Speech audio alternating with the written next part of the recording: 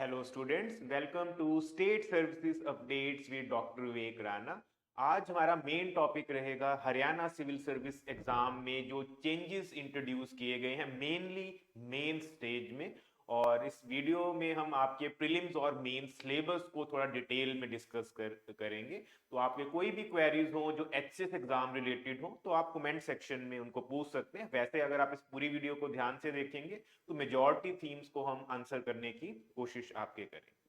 तो सबसे पहले तो आपने ध्यान रखना है कि एक पॉपुलर डिमांड थी कि एचएस एग्जाम में ऑप्शनल सब्जेक्ट नहीं आपके होना चाहिए। तो गवर्नमेंट ने एक्स्ट्रा ऑर्डिनरी गैजेट के थ्रू ऑफिशियली नोटिफाई कर दिया है अब इस जो चेंजेस को, जिसकी रूमर मॉन्गरिंग पिछले 2-3 वीक से आपके चल रही थी। तो आप कह सकते हैं कि अब जो न्यू स्टूडेंट्स हैं उनके लिए टास्क थोड़ा कट शॉर्ट हो गया। वरना एक आप देखेंगे पुराने टाइम में जब एचएस एग्जाम होता था उसमें दो ऑप्शनल सब्जेक्ट्स प्रिपेयर करने होते थे। उसमें आपके जीएस का सिंगल पेपर होता था और एक हिंदी इंग्लिश के पेपर्स होते थे।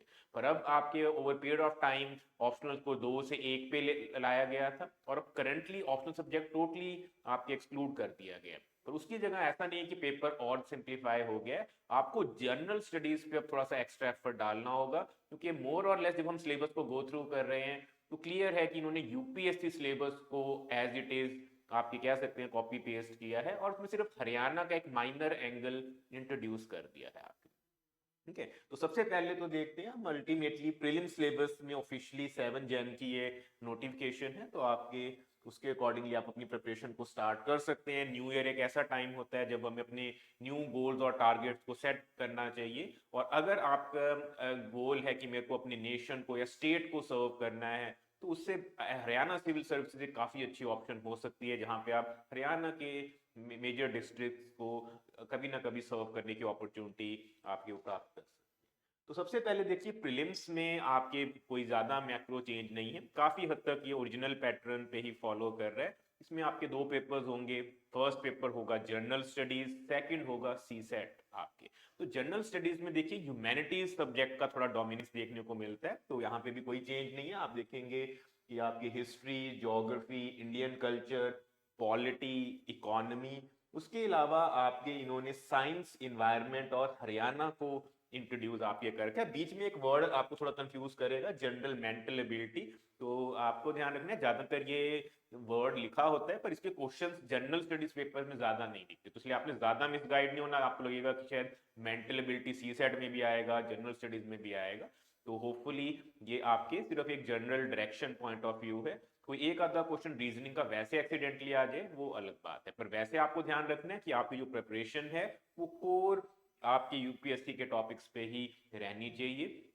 और इसमें मेन आपके चीज क्या है कि ज्यादातर यूपीएससी जब सिलेबस आपके ऐसे प्री का निकालते हैं उसमें कुछ ब्रॉड ऐसी सी हेडलाइंस होती है पर अंदर कुछ ज्यादा डिटेल गाइडलाइंस उन्होंने एक्सप्लिसिटली मेंशन नहीं की होती। पर एचसीएस ने एक ये जो डिटेल पैराग्राफ आप नीचे देख रहे हैं उसमें कुछ डायरेक्शन देने की कोशिश की है, जहां पे साइंस वर्ड को उन्होंने थोड़ा सा एक्सप्लेन किया है कि साइंस का मतलब ये नहीं कि टेक्निकल डेरिवेशन, इक्वेशन, न्यूमेरिकल्स पे वो फोकस करेंगे। वो सिर्फ ये चाहते हैं कि एक एजुकेटेड इंडिविजुअल जो एवरीडे लाइफ में साइंस के यूजेस होते हैं उन पे बेस पे क्वेश्चन डाल दो। क्या कहने का मतलब क्या, ये एनसीईआरटी बेस्ड जो थीम्स हैं उनको अभी भी प्राइमरीली इंपॉर्टेंस आपकी दी जाएगी और घूम फिर के एवरीडे साइंस जो आप करते आए हैं उसकी वेटेज अभी भी एक स्ट्रॉन्ग आपके रहेगी।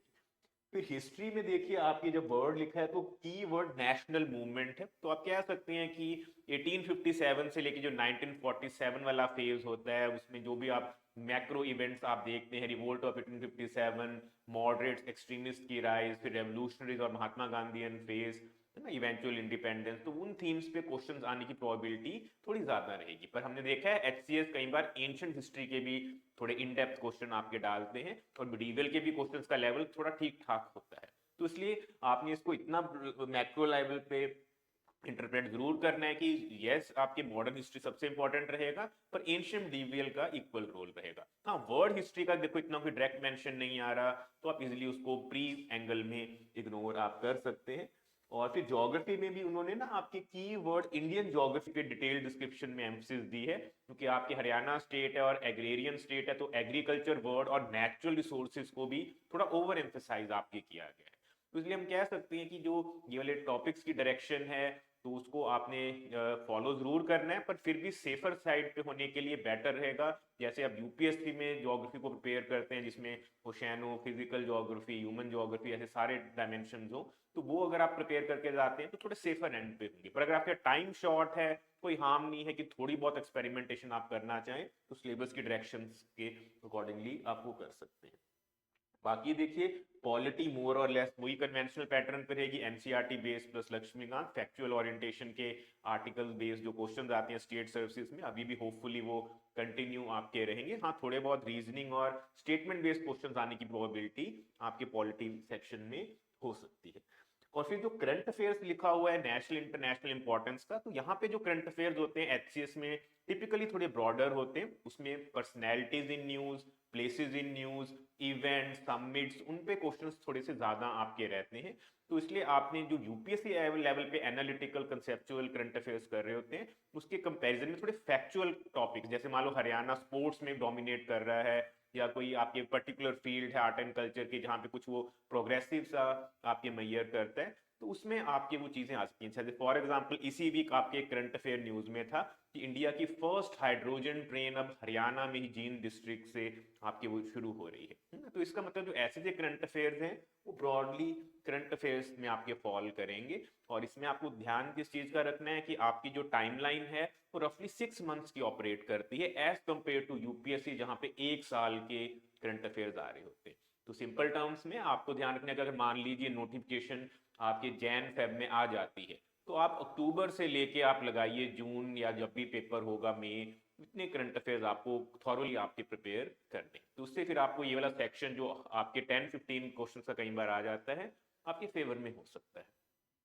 और फिर एक एडिशनल चीज जो आपको प्रिपेयर करनी है प्री में, वो हरियाणा आपके जीके होती है, और उस होपफुली उसकी वेटेज हो सकता है इस बार 10 to 15 क्वेश्चन है, वरना हर साल हम देख रहे हैं कि वो 5 to 6 क्वेश्चन पे रह जाती है और काफी हद तक वो प्रिडिक्टेबल होती है और अटेम्प्टेबल होती है, तो इतना डिफरेंस नहीं ला पाती। पर अगर हम मेन सिलेबस पे देखेंगे तो बार बार हरियाणा वर्ड को एम्फेसाइज किया गया है, और इस टाइम पे देखा गया हर स्टेट सर्विस कमीशन अपनी स्टेट को इंपॉर्टेंस देने की कोशिश कर रहा है, तो उसमें कुछ गलत भी नहीं है कि वो हरियाणा के थोड़े से ज्यादा क्वेश्चन शायद इस बार डालें।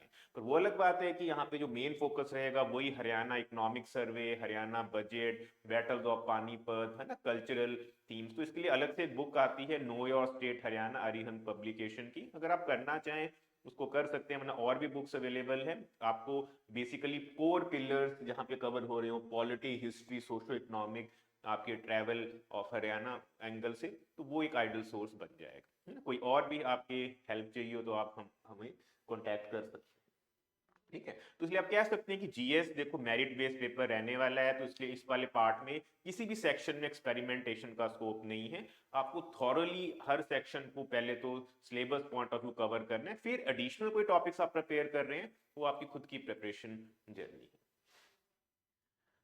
फिर देखिए सेकंड पेपर जो क्वालिफाइंग होता है, एप्टीट्यूड टेस्ट जिसको नेम दिया जाता है सिविल सर्विस एप्टीट्यूड टेस्ट, तो उसमें मोर और लेस यूपीएससी पैटर्न ही है, कोई हरियाणा एंगल उसमें देखने को नहीं मिलेगा। ब्रॉडली आपको इंग्लिश कॉम्प्रीहेंशन जिसकी आप प्रैक्टिस कर सकते हैं यूपीएससी प्रीवियस ईयर क्वेश्चन से, रीजनिंग जो आपके आर एस अग्रवाल बुक के थ्रू आप अब रिफाइन कर सकते हैं, और 10th लेवल की बेसिक मैथमेटिक्स न्यूमेरेसी वाली स्किल्स ना। तो इसका मतलब डाटा इंटरप्रिटेशन, फ्लो चार्ट, वो सब चीजें अगर आप कर लेते हैं तो काफी हद तक ये टॉपिक आपके फेवर में रहेगा, और काफी हद तक इसका डिफिकल्टी लेवल भी देखें तो मोर और लेस यूपीएससी से थोड़ा सा कम ही रहता है। होपफुली आपके रीजनल कैंडिडेट्स, रूरल कैंडिडेट्स को फेवर करने के लिए इस वाले पेपर में ज्यादा एक्सपेरिमेंटेशन शायद नहीं करेंगे, तो आप प्रीवियस एचसीएस पेपर्स जो हुए हैं लास्ट 2 उनको बेस बना के थोड़ा बहुत आइडिया ले सकते हैं। इसमें बस ओनली कैच क्या होता है कि स्टेट सर्विसेज वाले कई बार क्वेश्चंस को ज्यादा डालते हैं, जैसे 80 की जगह 100 क्वेश्चंस कई बार सी सेट पेपर में देखने को मिलते हैं, इसलिए आपको स्पीड पे थोड़ा सा वर्क करने की जरूरत है। तो अगर आप एक वीक में एक सी सेट पेपर को सॉल्व कर रहे हैं वो काफी हद तक एक रीजनेबल प्रिपरेशन में काउंट हो जाएगा, ठीक है। तो ये आपने ध्यान रखना है कि प्रीलिम्स रिलेटेड आपकी गाइडलाइंस थी जो मोर और लेस काफी एक्सपेक्टेड लाइंस पे हैं, इसलिए आपको ज्यादा डिस्ट्रैक्ट होने की जरूरत नहीं। अगर आप सिंसियर यूपीएससी एस्पिरेंट हैं आपके लिए काफी हद तक ये सब चीजें कोई भी इसमें न्यू एडिशन नहीं, सिर्फ हरियाणा जी के एक न्यू टॉपिक आप कह सकते हैं। देखिए मेंस एग्जामिनेशन में आपकी अलग से कोई सेपरेट ऐसे पेपर नहीं होता, इंग्लिश पेपर के अंदर ही वो एसेज डाल रहे होते हैं, और एसेज भी ज्यादा कोई हाई फाई या जीएस बेस्ड नहीं होते, काफी हद तक लिटरेरी सेंस में होते हैं, क्योंकि जो आपके मेन इंटेंशन होती है इंग्लिश और हिंदी पेपर की, वो लैंग्वेज पे और आपकी ग्रामेटिकल चीज़ों पे फोकस करना उनका मेन थीम होता है। तो इसका मतलब काफ़ी हद तक आप ब्रेनन मार्टिन या कोई आपके 10th लेवल की ग्रामर की हिंदी बुक हो, उनके थ्रू आप इन टॉपिक्स को प्रिपेयर कर सकते हो। कोई हार्म नहीं है कि जब तक नोटिफिकेशन नहीं आती, अगर आप टोटल फ्री चल रहे हैं तो एक एक वीक आप ऐसे टॉपिक्स को दे दीजिए जहाँ पे बेसिक सी टॉपिक्स होते हैं, पर्यायवाची है ना, ग्रामर, प्रीसीज राइटिंग, इन सब पे आप फोकस कर सकते हैं। ट्रांसलेशंस भी आपको आनी चाहिए, उसके लिए सबसे बेस्ट होता है कि आप हिंदी और इंग्लिश न्यूज़पेपर को एक साथ आपके रीड करें, क्योंकि जो हेडलाइंस में और जो कंटेंट होगा इंग्लिश का, फिर आप हिंदी में जब उनको देखते हैं तो उसको लिंक करना इजी हो जाता है। फॉर एग्जांपल आपके एडमिनिस्ट्रेशन वर्ड है तो उसको प्रशासन हम कह रहे हैं, गवर्नमेंट को सरकार कह रहे हैं, तो ऐसी चीज़ें इमीडिएटली कई बार स्ट्राइक नहीं करती अगर हमने इस टॉपिक पे वर्क नहीं किया। तो अगर आप एक वीक या फोर्टनाइटली भी एक हिंदी इंग्लिश न्यूज़पेपर के कॉम्बिनेशन को करेंगे तो इस पेपर में आपको डेफिनेटली एज आपकी मिलेगी। पर अभी ये मेन स्टेज की चीज़ है, तो अगर आपको लग रहा है कि नहीं अभी प्री आपका रेडी नहीं है, तो अभी के लिए आप इन 2 पेपर्स को होल्ड पे रख सकते हैं। देखिए अब मेन टॉपिक पे आते हैं कि अब हरियाणा ने जब इस पैटर्न को चेंज आपके किया है ना, तो अल्टीमेटली उन्होंने जीएस के कॉम्बिनेशंस में आपके कौन से सब्जेक्ट्स को फॉलो किया। तो अगर आप यूपीएससी एस्पिरेंट हैं, इसमें कुछ ज्यादा इम्प्रोवाइजेशन आपके नहीं है, पर अगर आप ट्रेडिशनली हरियाणा एग्जाम्स को प्रिपेयर कर रहे थे, तो अब ये नेक्स्ट जो फ्यू मिनट्स में हम डिस्कशन करने वाले हैं वो आपके लिए यूजफुल रहेगी। ये कभी भी आपके जो सिविल सर्विस एग्जाम को अगर आपने क्रैक करना हो, तो कभी भी किसी एक सब्जेक्ट के पीछे आपको ऑब्सेस नहीं होना है। काफी हद तक बैलेंस्ड वे में जितने भी कोर टॉपिक्स हैं उनको सिस्टमैटिकली एक ऑर्गेनाइज्ड वे में प्रिपेयर करना होता है। अगर आप उसको कर पा रहे हैं तो प्रिपरेशन आपकी राइट ट्रैक पे रहेगी, वरना आप डिस्ट्रैक्ट हो जाएंगे इस बात से, उससे नॉलेज तो गेन होगी पर एग्जाम क्रैक नहीं होगा, है ना। तो इसकी वजह से ये अब आपको मैं बता रहा हूँ कि जीएस जो 1 पेपर है, इसकी रेपुटेशन होती है ये सबसे लेंथीएस्ट पेपर में काउंट होता है। उसको प्रिपेयर करने के लिए असली में काफी मंथ्स आपके लग सकते हैं, क्योंकि इसमें जो 3 हैवी सब्जेक्ट्स हैं उनको एक साथ कंबाइन किया जाता है। आपकी हिस्ट्री, ज्योग्राफी और आपके सोसाइटी, जो सोशियोलॉजी का लाइटर वर्जन होता है विदाउट थिंकर्स, उसको हम सोसाइटी आपके नेम दे रहे होते हैं। तभी आप देखो जब इन्होंने डिस्क्राइब किया है तो उसमें ना हिस्ट्री की ऑलमोस्ट सारी डायमेंशंस हैं। आपको एंशियंट, मिडीवियल, मॉडर्न तो करना ही करना था जो प्री में था, उसके अलावा special focus art and culture पे आ जाता है। काफी हद तक जब भी ऐसा पैटर्न किया जाता है तो पहला question he art and culture theme से आपके इनिशिएट होता है। और फिर इसमें एक additional topic post independent events भी आता है। वो अलग बात है, यूपीएससी भी आजकल उन टॉपिक्स को ज्यादा आपके नहीं पूछ रहा है। और फिर आपकी ना वर्ड हिस्ट्री देखने को मिलेगा। तो अभी तक हरियाणा का कोई भी एग्जाम होता था उसमें कभी भी वर्ड हिस्ट्री नहीं आती थी, पर इसका मतलब आपके लिए थोड़ा सा टास्क बढ़ गया है। नॉर्मन लो, अर्जुन सिंह, ये कुछ पॉपुलर बुक्स हैं जो वर्ड हिस्ट्री को काफी क्वालिटेटिवली कवर कर रही होती हैं, तो आप उनको ऑप्ट कर सकते हैं। ठीक है, उसके बाद देखिए जो सोसाइटी पार्ट है वो मोर और लेस एक्सपेक्टेड लाइंस पे है। आपकी एनसीईआरटी बुक होती है +1 +2 में, आप उसको फॉलो करेंगे कि ब्रॉड आइडिया लग जाएगा कि सोसाइटी में डिफरेंट टाइप ऑफ मैरिजेस क्या होती हैं, कास्ट क्या होती है, आपके रिलीजन का एंगल सोसाइटी में क्या होता है, joint family, nuclear family, old age problems क्या है, तो उन्हीं को इन्होंने एज इट इज लिखा हुआ है। ग्लोबलाइजेशन का थोड़ा सा इम्पैक्ट है, तो ये एक ट्रेडिशनल टॉपिक होता है जिसमें आप इजीली स्कोर कर सकते हैं। पर ऐसा हो ही नहीं सकता कि आप यूपीएससी एस्पिरेंट हैं इसमें से किसी टॉपिक पे आपकी नॉलेज ना हो। तो इसलिए इनडायरेक्ट वे में जो यूपीएससी के एस्पिरेंट्स हैं उनको इस टॉपिक में डेफिनेटली ऑलरेडी एक एज रहेगी। बाकी ज्योग्राफी में वही कन्वेंशनल टॉपिक्स आपके दे रखे हैं जो फिजिकल ज्योग्राफी में आप देखते हैं, और बाकी डिजास्टर मैनेजमेंट के एंगल्स को भी इक्वली एम्फेसिस दी गई है। ऑलमोस्ट सारे डिजास्टर, अर्थक्वेक, वॉल्केनिक, साइक्लोन्स, उनका मेंशन है। तो आपको थोड़ा बहुत करंट अफेयर से लिंक जरूर करने, क्योंकि मेंस में देखा गया है कि कन्वेंशनल टॉपिक्स की जगह करंट अफेयर लिंकेज करके एडमिनिस्ट्रेटिव एंगल से क्वेश्चंस बनाए जाते हैं। तो इस पे हम डिटेल डिस्कशन करेंगे जब आपका प्री हो जाएगा। अभी के लिए बस आपको ध्यान रखना है कि आपको geography, history plus society, GS1 as a paper आपकी पूछी जाएगी। तो और यहाँ पे लास्ट लाइन में कीवर्ड जो हमें देखने को मिल रहा है, रिलेटेड इश्यूज ऑफ हरियाणा।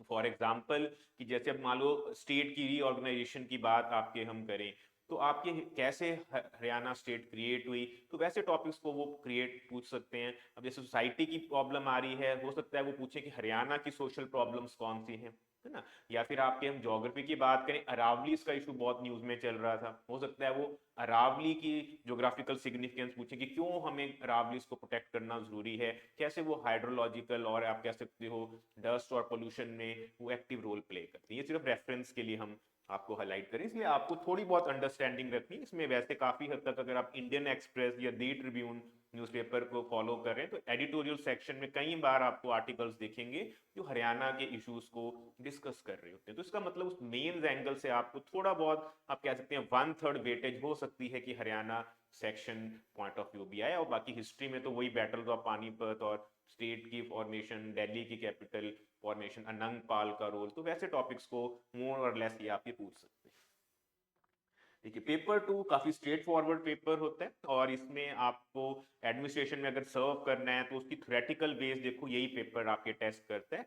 तो उसमें polity, governance and international relations, ये 3 टॉपिक्स का कॉम्बिनेशन को हम जीएस पेपर 2 आपके कह रहे होते हैं। तो इसमें बस फिर से जब लास्ट लाइन की बात आई तो उन्होंने issues relating to poverty hunger के नीचे ना हरियाणा एंगल फिर से आपके लिखा है। तो आप कह सकते हैं कि इस टॉपिक में आपको गवर्नेंस रिलेटेड इश्यूज, हरियाणा की स्पेसिफिक स्कीम्स और जो ऑपरेट कर रही हैं वेलफेयर के लिए उनमें चैलेंजेस क्या आ रहे हैं, आईसीटी की इंटीग्रेशन कैसे की गई है हरियाणा गवर्नमेंट ने, या फिर उनके जो कुछ लैंडमार्क इनिशिएटिव्स हैं उन पे वो क्वेश्चंस आप ये पूछ सकते हैं। ये पहले भी ऐसे स्कीम्स वाले क्वेश्चन आपके प्री और मेंस में वो पूछते थे आपके। और आईआर में आपको जो भी इस टाइम पे वर्ल्ड में डेवलपमेंट्स चल रही हैं, जैसे हम देख रहे हैं करंटली न्यू कॉलोनियलिज्म का राइज हो रहा है, वेनेजुएला क्राइसिस है ना, यूनाइटेड नेशन सिक्योरिटी काउंसिल में रिफॉर्म्स की बात है, तो वही कुछ ब्रॉड से टॉपिक्स को आपके मेंस में आपके पूछेंगे। तो यहाँ पे फिर से करंट अफेयर्स का काफी वैसे डिसाइसिव रोल आपके होना है। तो इसलिए आप जब भी ऐसे टॉपिक्स को प्रिपेयर कर रहे हो तो ऐसा ना हो कि आप अपने आप को क्लोज करके कोई बुक लेके पढ़ रहे हैं, आपको करंट अफेयर्स के साथ लिंकेज करने आपके आने चाहिए। तो जीएस पेपर 2 हो सकता है कम टाइम में आपका इजीली प्रिपेयर हो जाए अगर आप राइट वे में सिलेबस को डेसिफर आपके कर पा रहे हैं। देखिए अब फिर जीएस पेपर 3 जो आपके आता है ये थोड़ा टेक्निकल एस्पेक्ट में इंक्लूड किया जाता है। इसमें देखा जाता है स्टूडेंट्स के स्कोर या तो बहुत ज्यादा जंप करते हैं, पर अगर आप डायरेक्शन को राइट फॉलो नहीं कर रहे हैं तो हो सकता है आपके मार्क्स क्रैश भी एब्रप्टली कर सकते हैं। और इसमें 3 हैवी जो पिलर्स हैं वो हैं आपकी इकोनॉमी, आपके साइंस एंड टेक इन्वायरमेंट को क्लब करके सेकंड पिलर कहा जाता है, और एक थर्ड पिलर सिक्योरिटी इश्यूज आपके होता है। तो इसमें अब आपको ध्यान रखना है इकोनॉमी में जितनी भी करंट डेवलपमेंट्स चल रही हैं उनका इकोनॉमिक इम्पैक्ट हमारी सोसाइटी पे क्या है, तो उन वाले थीम्स पे अप्लाइड पार्ट में वो क्वेश्चंस डाल रहे होते हैं। प्री में इकोनॉमी बेसिक कंसेप्ट पे रिवॉल्व करती है जैसे जीडीपी, इन्फ्लेशन वगैरह। यहाँ पे मैक्रो इश्यूज को हैंडल किया जाता है जो मेनली एग्रीकल्चर, मैन्युफैक्चरिंग या सर्विस सेक्टर पे कर रहे हैं। साइंस एंड टेक में अचीवमेंट्स पे ज्यादा फोकस रहता है कि defence, space, biotech, information technology, nano technology, emerging technologies का कॉमन पर्सन की लाइफ में क्या इम्पैक्ट है, उनकी एप्लीकेशंस क्या हो सकती हैं, उस टेक्नोलॉजी को हमें अडॉप्ट करना चाहिए या नहीं। फॉर एग्जांपल वो आपको कहेंगे कि न्यूक्लियर फ्यूजन रिएक्टर्स का स्कोप क्या है, या फिर आजकल स्मॉल मॉड्यूलर रिएक्टर्स हैं है ना, उन पे आप ये कहेंगे। हरियाणा में भी फतेहाबाद डिस्ट्रिक्ट में हम न्यूक्लियर एनर्जी प्लांट लगा रहे हैं, तो इसलिए आपको थोड़ा बहुत लिंकेज करना आना चाहिए कि जो हरियाणा में साइंस एंड टेक चल रही है उसको लार्जर थीम से कैसे लिंक करें। जैसे आजकल ई व्हीकल्स, अभी हमने हाइड्रोजन आपके उसकी बात की, फ्यूल किया है, तो ऐसी चीजों को आपने थोड़ा सा ओवर फोकस आपके करने, इस पे फिर से हम डिटेल लेक्चर आपके डाल देंगे बाद में। और फिर इन्वायरमेंटल इश्यूज में तो देखो कोई सरप्राइज नहीं होगा कि वही एयर पोल्यूशन और वाटर पोल्यूशन इस टाइम पे बर्निंग इश्यूज हैं। थोड़ा सरप्राइज करना चाहते हैं तो प्लास्टिक, ई वेस्ट ना, ऐसे टॉपिक्स पे क्वेश्चन आपके आ सकते हैं। तो इसका मतलब मोर और लेस अगर आप एडिटोरियल को ढंग से पढ़ रहे हैं, सुप्रीम कोर्ट की एक्टिविज्म को फॉलो कर रहे हैं, ग्रीन डेवलपमेंट्स को लेके जैसे भी अरावली की जजमेंट जो है, तो काफी हद तक ये आपके टॉपिक ज्यादा परेशान आपको मेंस में बिल्कुल नहीं करेगा। प्री में थोड़ी नॉलेज का स्कोप होता है तो फैक्चुअल ओरिएंटेशन होती है तो कुछ स्टूडेंट्स को डेफिनेटली प्रॉब्लम होती है। बाकी सिक्योरिटी इश्यूज में आपको मैक्रो टॉपिक्स अगर आपने कर लिए, नक्सलिज्म है, नॉर्थ ईस्ट की प्रॉब्लम है, जेएनके है, बाकी ग्लोबल में टेररिज्म हो गया है ना, नारकोटिक्स हो गया, ऐसे टॉपिक्स को अगर आप अपने राइट में प्रिपेयर करते हैं तो ये टॉपिक फिर से काफी होता है। वो अलग बात है कि इस टॉपिक में क्योंकि कन्वेंशनली जो पुराने आपके वर्किंग प्रोफेशनल्स हैं उन्होंने इन टॉपिक्स को कभी नहीं किया होता, तो हो सकता है उनको आपकी 15-20 डेज मिनिमल ऐसे टॉपिक्स को ग्रैस्प करने में आपके लगे। वैसे इनकी बुक्स अवेलेबल होती हैं यूपीएससी की, अब अपने लेवल पे भी प्रिपेयर करना चाहें तो ऐसे टॉपिक्स को किया जा सकता है एक मैक्रो करंट अफेयर लिंकेज के साथ। और फिर देखिए जीएस पेपर 4 काफी ट्रिकी पेपर आपके होता है, क्योंकि आपके यूपीएससी में फिर से एक ऐसा पेपर है जिसमें मार्क्स आपके स्पाइरल कई बार फेवर में भी होते हैं, और कई बार यही एक पेपर होता है जिसकी वजह से आप कई बार इंटरव्यू कॉल आपको नहीं आती। तो ये पेपर को वो एथिक्स एंड इंटीग्रिटी का नाम दे रहे होते हैं, क्योंकि अंदर से इंटेंशन यही होती है पब्लिक सर्विस कमीशन की, एक right honest person civil services में आपके एंटर करें। वो अलग बात है, हम देख रहे हैं पिछले कुछ मंथ से कि बहुत सारे जो इस पेपर जब से इंट्रोड्यूस किया सिविल सर्वेंट्स हैं वो थोड़े स्लिपरी स्लोप पे हैं। हर बार उनकी हेडलाइंस आ रही हैं थोड़े रॉन्ग रीजंस की वजह से, पर नेवरदलेस हरियाणा ने इस टॉपिक को वापस इंट्रोड्यूस किया। वरना अगर आप पंजाब सिविल सर्विस देखें या दूसरे स्टेट सर्विस कमीशन देखें, एथिक्स को वो रेयरली इंटीग्रेट आपके कर रहे हैं, जैसे हिमाचल और पंजाब में कोई एथिक्स का पेपर नहीं होता है ना। तो यहाँ पे अब आपने ध्यान रखना है कि ये जो एथिक्स का पेपर है ये 3 सब्जेक्ट्स को बोरो करके बना हुआ है, साइकोलॉजी, फिलॉसफी और पब्लिक एडमिनिस्ट्रेशन। तो इसलिए आप कह सकते हैं कि जो कन्वेंशनल टेम्पलेट होता है जीएस का, हम कह रहे हैं 3 सब्जेक्ट्स का कॉम्बिनेशन, वो काफी हद तक जीएस 4 में भी रिफ्लेक्ट होता है। पर आपके पास इतना टाइम नहीं होगा कि अब आप हार्ड कोर फिलॉसफी, साइकोलॉजी या पबमेड को एज अ सब्जेक्ट पढ़ने बैठे इतने शॉर्ट नोटिस पे, क्योंकि हरियाणा में देखा गया है प्री के बाद मेंस काफी इमीडिएट होता है ना। तो इसलिए आप कह सकते हैं कि लॉन्ग रन में अगर आप प्रिपेयर कर रहे हैं फिर तो कोई हार्म नहीं है कि हम इस टॉपिक्स को पूरा थॉरोली प्रिपेयर करें, 1-1.5 मंथ लगाएं।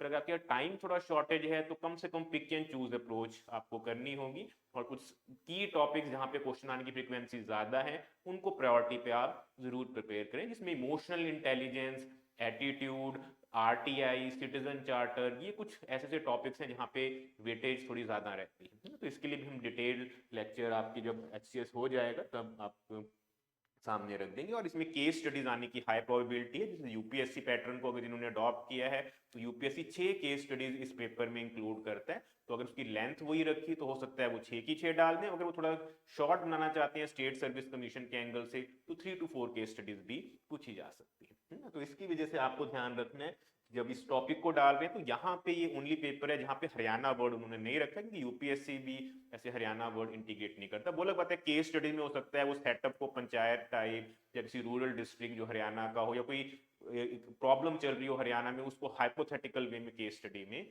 आपके डाल दें, है ना। तो इसका मतलब हम कह सकते हैं कि सिंगल ऑप्शनल सब्जेक्ट आपको फाइनली चूज करना है, सिंगल पेपर उसका आएगा। और वेटेज की अगर हम बात करें ना तो काफी हद तक स्ट्रेट फॉरवर्ड है आपके, कि जीएस के आपके जो पेपर्स हैं 4 आपके वो 100 मार्क्स के होंगे। 100 मार्क्स का ही हिंदी है और 100 का इंग्लिश है। ऑप्शनल सब्जेक्ट को जब इन्होंने इलेमिनेट किया तो उससे आपका प्रिपरेशन की जर्नी कट शॉर्ट होगी, और इसमें कोई न्यू पर्सन जो बिल्कुल फ्रेश प्रिपेयर करने की शुरू कर रहा है प्रिपरेशन, उसको भी ऐसा लगेगा कि कोई लेंथी एग्जाम नहीं है और आप बहुत कम टाइम में इसमें अडेप्ट कर सकते हो, है ना। तो इसका मतलब हम कह सकते हैं कि ये एक पॉजिटिव मूव है अगर हम उस एंगल से देखें, क्योंकि कभी भी ऑप्शनल सब्जेक्ट के ना तो पेपर्स की डिफिकल्टी सेम होती थी ना उनकी इवैल्यूएशन सेम होती थी।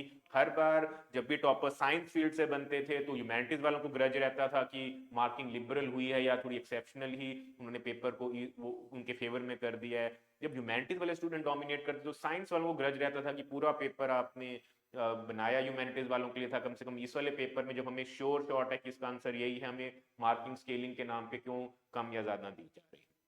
तो आप कह सकते हैं कि और उसमें ट्रांसलेशन को करना है मल्टीपल लैंग्वेज में, वो और हेडेक रहता था पब्लिक सर्विस कमीशन के लिए। तो आप कह सकते हैं कि ओवरऑल सभी के लिए कुछ ना कुछ इसमें बेनिफिशियल ही हुआ है जो ये मेजर रिफॉर्म इंट्रोड्यूस किया गया है। अब इसकी इम्प्लीमेंटेशन पे ही से ही हम इसको राइट वे में कम्युनिकेट कर पाएंगे कि जो ये रिफॉर्म इनिशिएट किया गया है इससे हमें राइट सिविल सर्वेंट्स जो चाहिए हरियाणा स्टेट को मिल पाते हैं, है ना।